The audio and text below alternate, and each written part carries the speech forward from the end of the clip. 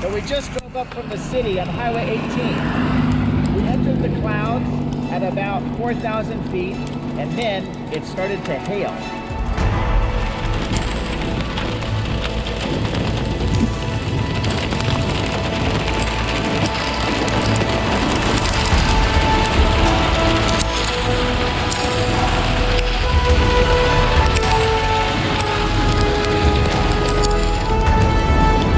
The hail turned into light, puffy snowflakes, and we drove through cloud fog all the way up the mountain.